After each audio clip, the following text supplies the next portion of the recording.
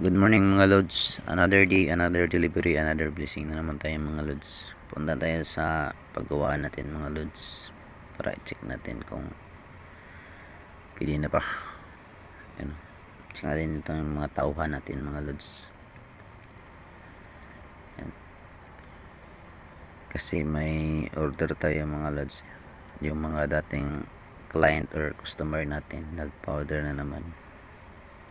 Deliver na naman ng hollow blocks.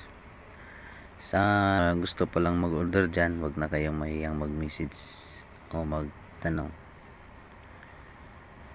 Ilagay ko dyan yung contact details ng may-ari para madali nyo lang siyang makontak. Yan po mga loads, loading tayo na ngayon sa hollow blocks. Yung dump truck natin loaded na yan ng buhangin. I-deliver niya mamaya.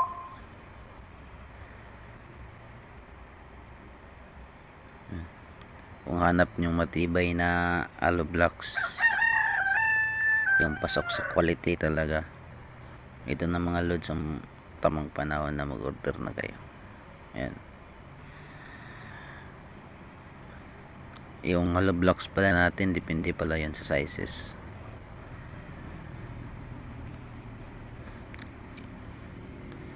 Ano pala tayo mga loads, may pre-delivery po tayo mga loads pag pasok po sa minimum order. Kung gusto niyo makita kung gaano karami yung minimum order at paano ma-deliver yan, direct message nyo lang yung may-ari talaga mga loads. Andun yun sa kanya yung yung list kung gaano karami, kung anong size ng hollow block, gano'ng karami yung deliver niya.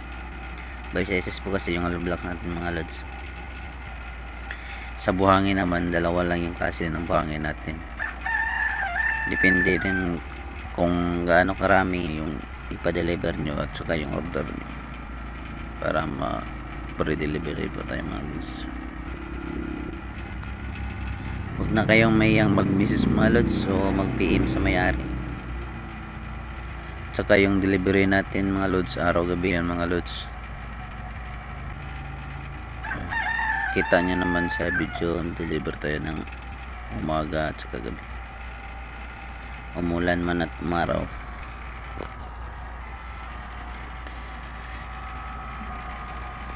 Yan o. Banat mga puwi. Baba na natin yung hollow blocks.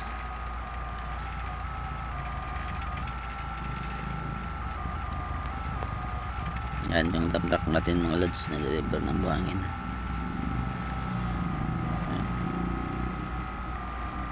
Sa gusto mo order dyan, huwag na kayo mayang mag-message. Message na kayo para may schedule na natin yung delivery sa inyo. Yan. Para mapag-usapan na natin yung kung paano i-deliver mga details. Yan o. Alam ang client na natin to, our customer, nagpa-deliver ng buhangin. Maraming salamat po. Magandang araw.